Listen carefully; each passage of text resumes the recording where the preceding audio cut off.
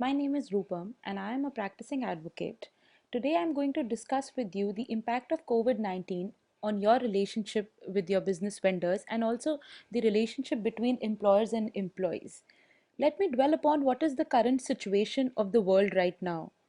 We know that the world has witnessed onslaught of many viral diseases in the past. However, in the past, these viral diseases and outbreak of these viral diseases were restricted to few regions across the world. But the way this COVID-19 situation has affected the human race is totally unprecedented. Currently, the entire energy of the world and international organizations, NGOs, and probably every individual on earth is trying to battle this outbreak of COVID 19. And certainly, when there is something so huge and definitely that big, this phenomena will have its impact and affect all our business, whether public or private. World economy has also been hugely impacted. Similarly, the Indian economy has also been hugely impacted. And if we narrow down this impact to one particular business, each business, whether big or whether small, is currently grappling with a lot of issues and questions. They wish to take certain decisions, maybe harsh decisions, but they are restricted to do so. Now, whether they can take those decisions or not is what I'm going to discuss ahead. So, before we go ahead and see what is the impact of COVID 19, first we have to understand what is the law that governs the termination of employees, or what is the law that governs the contract and the relationship that we have with our vendors if we wish to terminate those contracts. What law governs these relationships is very important to know. Now, first, I will start with the employer employee contract or relationship which companies have with their employees. So we know that industrial relationships are governed by Industrial Dispute Act. That is the act which governs the relationship between a workman and an employer. Before I give you the definition of workman and other technical terms used in the Industrial Dispute Act, we have to understand and appreciate that any relationship between employer and employee emerges out of the conscious decision on part of both the employer and employee that we wish to come together, associate together, work together. This will be the compensation for the employee, and so on and so forth. Now so it's a private and a mutual relationship that exists, and many a times there is a written contract between employer and employee which freezes the relationship between them, and at times the contracts are unwritten but implicit. So what we understand that is that it's a private decision, mutual decision of employer and employee to form a relationship. So it's a relationship which emerges out of a contract. However, every employee is not treated at par in the eyes of law.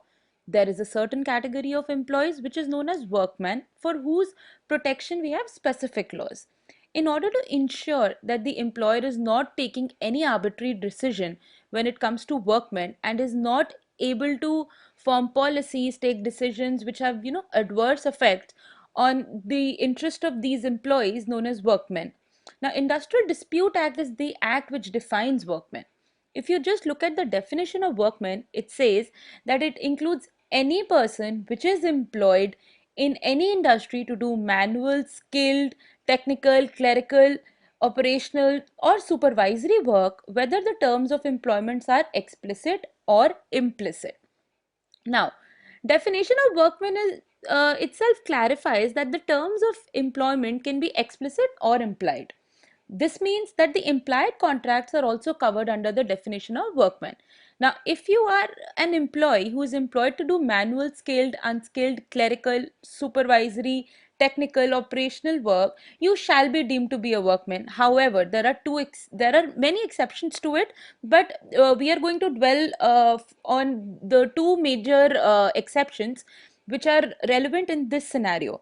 That is, number one, if you're employed to do managerial or administration work, then you're not a workman. Number two, if you're employed in supervisory capacity, and also in addition to being a supervisor, you draw wages exceeding 10,000 per month, then also you're not a workman.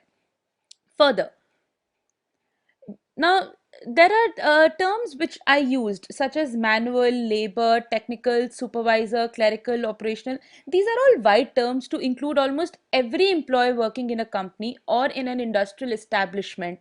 And most of us struggling today with our jobs, we all fall under one of these categories. So definition of workman shows that the impact of Industrial Dispute Act is very big, and it encompasses in itself all the employees except the ones who are working in managerial, operational, or supervisory capacity. When we dwell upon this definition a little more, courts have interpreted this term and held it's not the designation which decides who is the workman, but it's the nature of the duties which is the decisive factor to come to a conclusion whether you are a workman or not. Now, there are a number of case laws on it, but as you can see, I have mentioned one of the very landmark judgment in this case, which was J. Phillips versus Labour Court Hyderabad, in which the court had held a similar thing, that it's not the designation which decides who's a workman, but it's the nature of the duties. Similarly, there are many other famous cases like Burma Shell Oil Distributing Company Limited versus their employees, Lloyd Bank Limited versus Panna Lal Gupta, and so on. These judgments and several others discuss the scope of workmen, and it was held that primary duty of the workmen is the decisive factor and not the designation of the workmen. Now, coming to managerial and administrative capacity, let's dwell upon that more. What exactly is it? Basically, as a manager or administration person, you should have the power to sanction leave, to enter into a contract on behalf of the company, to probably take disciplinary action against other employees. This means that you can only be deemed to be a managerial employee if you have such certain powers with you as compared to other employees. Courts have also interpreted this word, and in fact, many senior and very senior officials have been interpreted as workmen in this sense because they did not have the managerial power to sanction leaves, or they were not entitled to enter into contracts on behalf of the companies. I have mentioned very few cases, but if you want to know more cases or more relevant cases to your situation, then you can contact me on LinkedIn. Now, next is the supervisory capacity. Similarly, supervisory capacity, when we try and understand what it is, what it entails, it only means that you have the power to designate work to others, you have the power to decide what others will do, you have the power to supervise their work, take reports from them, and so on. And if you have these powers and you're drawing salary for of more than 10,000 per month, then you shall be deemed to be out of the definition of workman, as you are under the supervisory capacity. Now, why are we discussing all this? Why are we discussing the definition of workmen? Is because there are certain benefits which are granted to workmen when their services are terminated under Industrial Dispute Act. Now, this is very important and relevant. There are conditions, those are like those condition precedents which an employer has to follow, especially looking at the current scenario of the employers, the conditions before terminating your employees. Now let's look at those conditions. Number one, you cannot retrench or terminate any employee until and unless you have served that employee with 1 month's notice.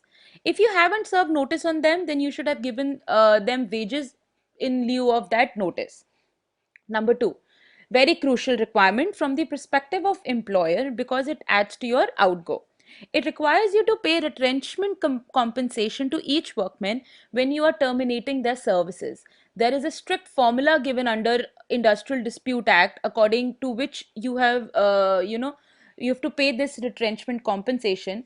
Now what is that formula? You have to pay 15 days wages for each completed year of workman. Now, for example, if your workman has worked with you for, let's say, 3 years, then you will pay 15 days wages for the first year of completed services, then again 15 days wages for second year of completed services, and similarly 15 days wages for the third year. In all, it shall be 45 days wages that you shall be paying to that workman as retrenchment compensation. Now, number three, your decision to terminate the workman is not your internal decision. You have to involve authorities here. You have to either inform your local labor commissioner, or you have to take prior permission from your labor commissioner in your designated area. Now, whether you have to inform, intimate, or take prior permission, that depends on the number of workmen working in your organization. If the number of workmen is 100 or more, then you have to take prior permission. And if it is less, then you just have to intimate the labor commissioner. Some states have amended this particular provision and they have increased this number 100 workmen to 300 also. So this part probably differs in different states, and they are applicable to those states having different acts. Now, next, whenever you terminate the services of your workmen, that will be that's basically called retrenchment. However, there are certain exceptions to this definition. Number one, if you have terminated your workman as a way of punishing that employee or that workman after you conducted a disciplinary action against that workman, and you've concluded that yes, that person was guilty of certain misconduct. Now, here what we are discussing is that termination of employees is called retrenchment, but under the law, there are certain exceptions when such a termination is not it does not fall under the provision of retrenchment. So those are the exceptions that I'm going to discuss in this slide. Now I'll repeat again. Number one, if you have terminated your workman as a way of punishing that employee or that workman after you conducted a disciplinary against that workman and you have concluded that yes, that person was guilty of certain misconduct. Number two, if that workman is voluntarily retiring, then also it is not included in definition of retrenchment. Number three, if you do not renew the contracts of the fixed term employees, then also that type of termination of services will not be included in definition of retrenchment. And lastly, termination of service of workmen on ground of continuous ill health. So if your workman has been unwell and not been able to work continuously for considerable time, then you can retrench him or her without following the conditions that we discussed in the last slide, which is to pay the give 1 month's notice, to pay retrenchment compensation, and inform the authorities. uh, you are not supposed to follow those conditions. In case of your termination comes under the exceptions. Now, Chapter 5B of the Industrial Dispute Act talks of these provisions.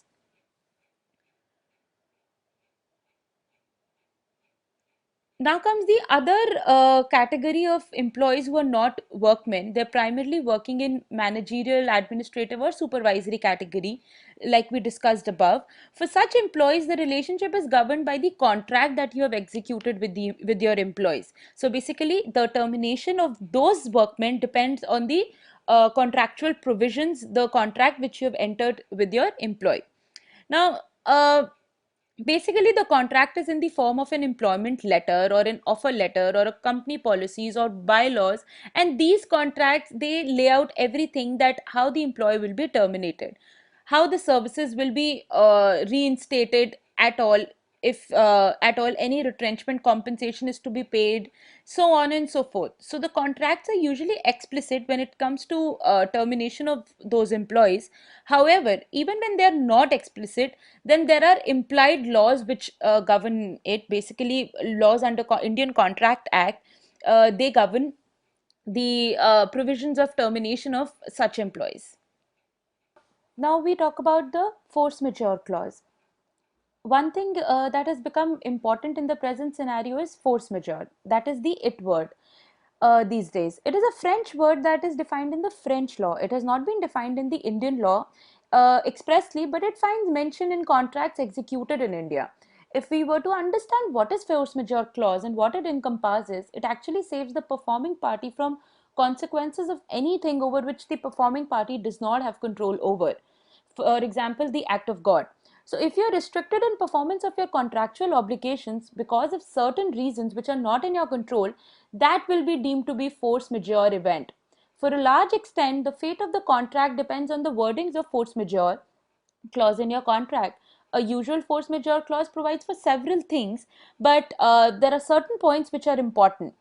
Now, let's discuss that. Number one, the contract shall stand suspended during the period in which the force majeure clause subsists. It may also subside that the parties have the right to terminate the contract if the force majeure clause persists for a certain period of time. Now, here the drafting of your force majeure clause plays a very important role. So you may either suspend the contract or terminate the contract, but it will all depend how your clause is drafted. Number two, the parties shall have the right to negotiate or modify terms again if the force majeure persists. For example, if you're supplying raw materials to a manufacturing company, and how today we are in a lockdown in a situation like this, due to force majeure, let's say like right now there is a lockdown and you cannot supply, then you are restricted in performance of your contract by reason beyond your control. Certainly, it is a force majeure situation and you shall be given relaxation. There will be, however, consequences, and all these consequences, all these relaxation, basically, all these, your entire relationship between the two parties during such time will depend on how your force majeure is worded in your contract. So, like I said, the drafting of the clause becomes very important. Now, as opposed to this, there is a clause in the Indian contract which is frustration of contracts, which is codified in section 56 of the Indian Contract Act, and it is similar to force majeure, but in just in frustration of contract, to claim the benefit under this contract clause, you will have to prove that you are entirely restricted by performance of your contract, meaning thereby it is absolutely impossible for the party to perform the contractual obligations. And if you're able to prove that, you shall not be held liable for non-performance, and the contract shall be deemed to be void. So even if your contract doesn't have force majeure clause, then also you can be covered by frustration of contract as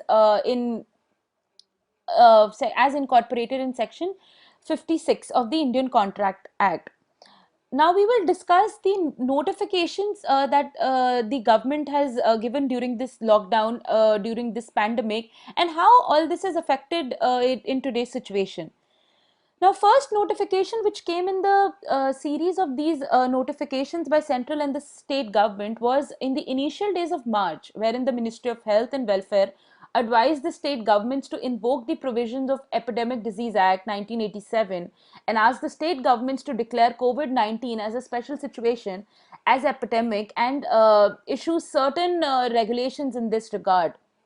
What Epidemic Disease Act does is it entitles powers to state and central government to lay down special procedures of law which shall be followed during the period during which this epidemic disease persists. And usually these powers, the several it empowers the state governments to issue regulations for to be applicable in their own state. Now, the central government also invoked the provisions of Disaster Management Act. Now, this act is slightly wider than the Epidemic Act because it covers wider list of disasters in not only epidemic disease but every sort of disaster. And it was enacted for effective management of disaster and matters connected to it. Central government issued notifications under the Disaster Management Act, and state government issued notifications under the Epidemic Disease Act, as we all saw during the lockdown. Now, few states like Haryana, Maharashtra, they issued orders in form of advisories to the effect requesting the private and public establishments that during COVID-19 situation, the companies are requested not to terminate their employees and not to deduct wages and salaries of employees. Now, this is now interesting. We have a legal regime in our country which is codified in Indian Contract Act and codified in labor laws, what we just discussed in our previous slides. Also, however, irrespective of that, by using powers under the Epidemic Disease Act, the advisories were issued by the Haryana and Maharashtra and several other states asking companies not to terminate employees or not to deduct wages. Well, things were still clear for private employers till this date when advisories were issued because they were in the form of advisory. Now, you may either follow it or choose to ignore it. And advisories are not mandatory to follow for the companies. So the impression the companies were under the impression that they can ignore these advisories and terminate the services of the employees or reduce their salaries in case they're going through a tough phase. However, after some time, the Home Secretary of India issued order on 29th March 2020, which directed that all employees, whether industry, establishment or shops, they all have to make payment of wages of their workers on due date without any deduction during the period of lockdown, which meant that everybody was supposed to follow it. Now, whether it's a private company or a public company, this advisory suddenly became mandatory, and the companies were ordered by the Home Ministry to not deduct any wages and to pay full salaries to all their employees. However, in between the advisories issued by the state and the order of the Home Minister on 29th March, there was a judgment which was passed by the Supreme Court in a writ petition by which was Alok Srivastav versus Union of India. Now, that was related to migrant workers, but the observation made by the Supreme Court here is very important. It says that disobedience of orders of public servant will result in punishment under section 188 of IPC. Now, an advisory of nature of order of public authority attracts section 188 of IPC. This is important because of this particular statement. Epidemic Disease Act provides that violation of provisions of this act shall be punishable under section 188 IPC, but nobody thought that violation of these advisories will also be punishable under section 188. Until now, the advisories were not even mandatory, but now they are not only made mandatory, but they also attract punishment, which otherwise is given under the Epidemic Disease Act. Now, by this Supreme Court judgment, you're bound to follow advisories of the state government. Now, we can see that the existing law, existing in the form of a Contract Act and Industrial Dispute Act, we need to see whether these decisions will take precedence over these acts. Well, the answer is yes. The combined effective order of the Home Ministry dated 29th March and this Supreme Court judgment is that as of now, during the lockdown period, the private establishments cannot terminate their employees. They cannot pay reduced wages. They cannot do layoff as per the Industrial Dispute Act. But here we can see that the central notification has made it a little impossible for private companies to terminate their employees or reduce their wages. Now, interestingly, there are states which have issued similar notification to this effect. For example, state of Tamil Nadu, state of Telangana, they've all issued notifications under COVID regulations 2020. These regulations provide if you terminate the employees or contractual employees during this period of lockdown, then you shall be liable to, you shall be deemed to be violating the Epidemic Disease Act, and again you will be punishable under section 188 of IPC. As far as position of employees is concerned, for a while, employees cannot terminate the employees and cannot reduce their salaries. Now, these notifications are not enacted at government level, but they are actually enacted at executive level, and district magistrates have passed these orders. And one example, interestingly, is that the Noida district management passed district magistrate sorry passed order directing that all government employees not to terminate services of their employees and not to pay reduced wages. So we are seeing that this has somewhere became mandatory, and we all have to adhere to these notifications irrespective of the laws that are already in place from a long time. Now, coming to vendors. Vendors are on equal footing, and our country has enacted these labor regulations with an idea to ensure that employers who are in more powerful position than their employees do not misuse their powers and do not take arbitrary decision which adversely affects employees. So, as opposed to this, the vendors, the supplier of goods and services, and user of goods and services, they're all at equal footing. No similar laws to protect the interest of either.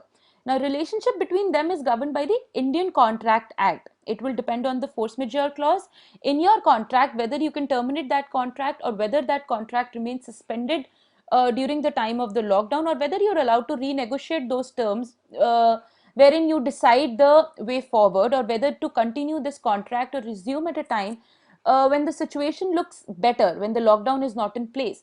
So, like we discussed in the last to last slide, that the drafting of the force majeure clause is very important, and it governs your stand.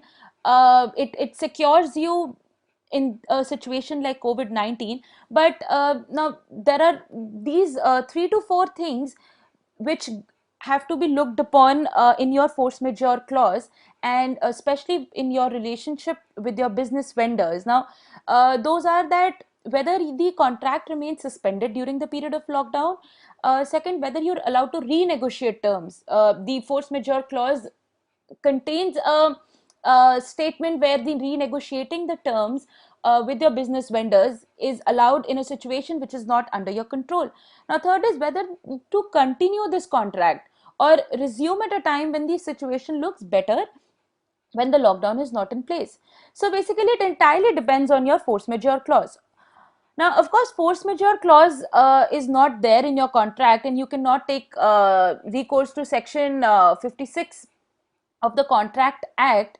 Now, in that case, if you can prove the performance of your contract is absolutely impossible, then you can take advantage of the section 56 of the Indian Contract Act.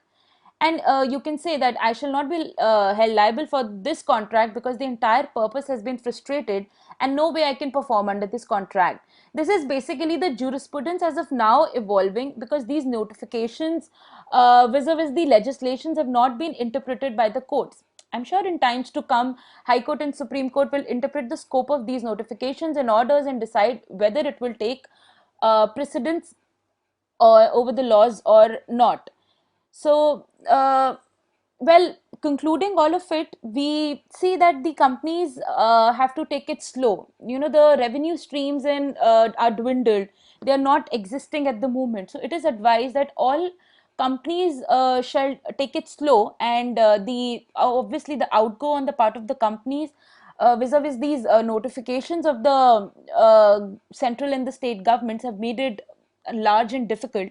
But we all wait for the for more interpretation by the courts. Now, with the recent notifications and circulars enacted at the executive level, it is clear that the companies will have to take the burden of the cash outgo by paying the salaries of their workmen and employees. However, there are certain petitions pending in the Supreme Court at the moment, where the companies have challenged these notifications on the ground that the companies are will become insolvent in the light of such a huge cash outgo. Well, I think the business vendors can reduce their outgo by discussing the terms or invoking the clause of force majeure given in their contracts with their vendors. They can renegotiate the terms as we just discussed. Like I said, the jurisprudence on this particular topic is still evolving, and the courts have not had the occasion to interpret these provisions. But in the coming time, we see that the courts, we all wait for the Supreme Court to interpret and decide all those pending cases in the light of the private and public companies. So I think all in all, it will be interesting to see that how the courts interpret these notification vis-a-vis the legislations that are already there, and what further impact they will bring on the employers, the burden, and how can the employees benefit from it.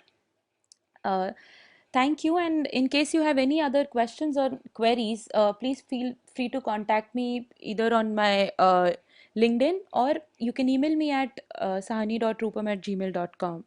Thank you for your time.